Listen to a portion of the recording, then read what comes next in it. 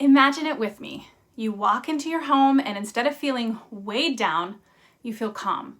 You can see your counters, you can breathe. You're not tripping over piles in your kids' rooms or shoving things into closets when someone's coming over.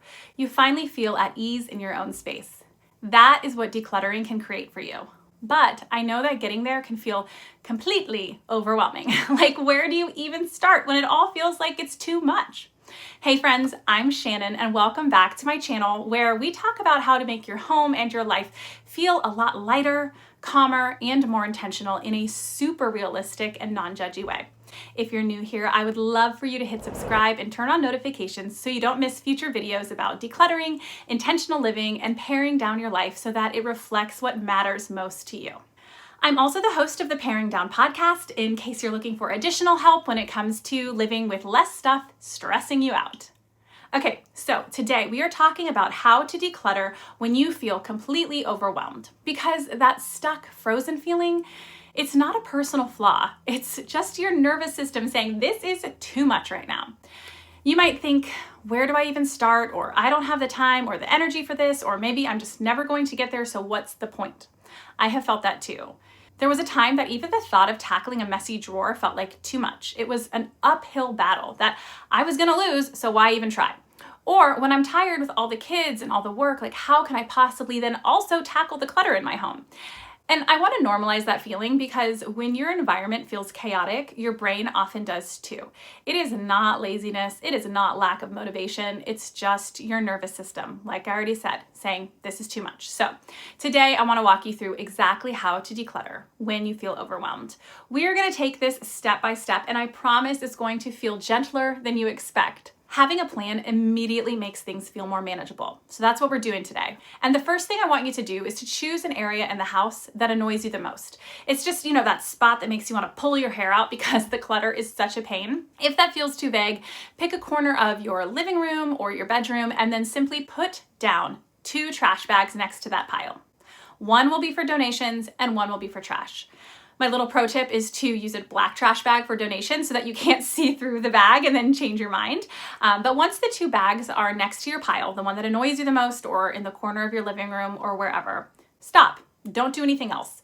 You will be amazed by how just putting the bags there is going to make you more likely to actually take action next time you're kind of in the mood to declutter.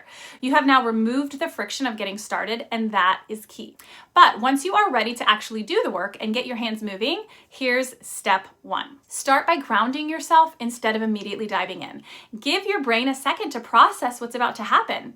If we don't slow down before starting, then we are just carrying the stress into the process instead of coming at it with a sense of confidence.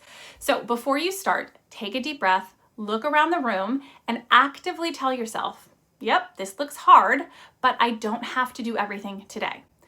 Acknowledging the space around you gives you some of your control back. You can just soak it all in and be like, I am not afraid of this. I can do this. Sometimes I will literally say out loud, just one thing at a time. And that simple reframe helps your brain move from frozen into prepared to take action. Okay, step 2 is to shrink your scope. We already zoned down when we chose that specific pile to put your trash bags next to, but you want to choose a pile or a project that feels manageable. If a room feels too big, choose a surface. If a surface feels too big, choose a corner. If the corner of the surface feels too big, pick one object. I remember one weekend my kitchen cupboards were driving me nuts, and I just stared at them like, nope. But instead of walking away, I decided to start with 1 mug. That's it. I picked up 1 mug and decided if I wanted to keep it. And that led to the next mug and the next and the next. And before I knew it, I had a little bit of momentum. So yes, even making it your goal to declutter 1 item can lead to real progress. The key is don't aim to do the whole project, just aim to start. Because progress comes from consistency, not intensity. Overwhelming feelings stop us when we imagine the scope of everything needing to happen all at once. So it's like, how do you eat an elephant? 1 bite at a time. All right, step 3 is to set a short timer. You've probably heard this before, but it's because it really works. So 15 minutes is great. That is it. It tricks your brain into thinking this is not going to be painful. This is not going to last forever. You can do anything for 15 minutes. And it's a really smart way to reduce the overwhelming feeling. And the cool part is once you get going, you're often going to find that you want to keep going.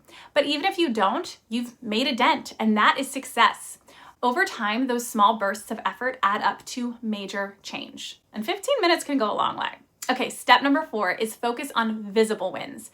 If you are overwhelmed, do not start with the sentimental stuff or the hidden stuff in your garage or wherever, right? Start with something you can see every day, like your kitchen counter, your bathroom vanity, or your nightstand beside your bed. Visible progress gives you immediate feedback. It reminds you that your effort matters, which keeps your motivation alive. When you can actually see the difference, your brain releases that little hit of dopamine and it's saying, hey, I did that, I can do more. So save those deeper clutter bins for later. Step 5 is to have an organized system before you start. You need to have your trash bag, your donation bag, and if you're working on an obscure pile, something like a laundry bin for all the stuff that you are keeping, you're not getting rid of it, that you'll need to bring back to their designated places once you are done decluttering. You can also have an archive box for things that you're not really sure about. And of course, we don't want this indecision to be completely out of hand, but having a box for those things will prevent you from stalling out over particularly difficult choices. Just put them in there and then put it on your calendar to see if you've missed any of those things in 2 months.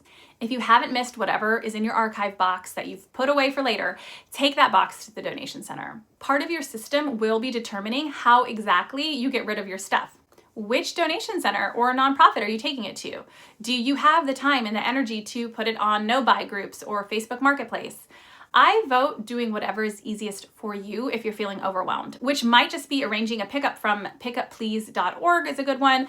Not sponsored, but that way you don't have to leave your house. Just think about what is easiest to get it out of your house. And the last piece of advice here is to end on purpose. Here's something that has changed the game for me. Instead of ending when I am exhausted or frustrated, I end either when the timer goes off or just when I am starting to feel tired. That way I have the energy for cleanup because it's going to get kind of messy as you go. So after your timer goes off or at that first hint of running out of steam, stop for a moment. Look at what you did.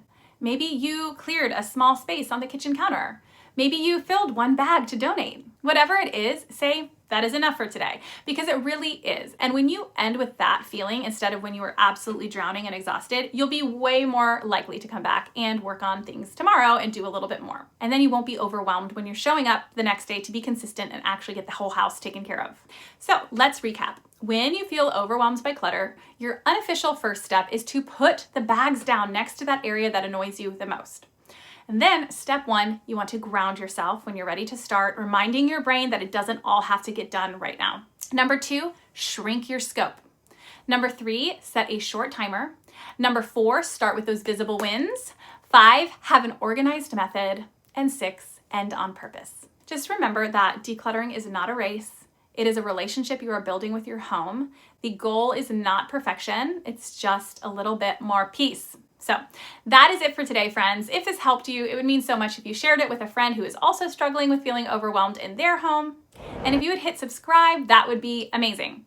If you want more gentle encouragement and practical decluttering tips, make sure you're also subscribed to the Paring Down podcast wherever you get your podcasts, which is also available here on my YouTube channel.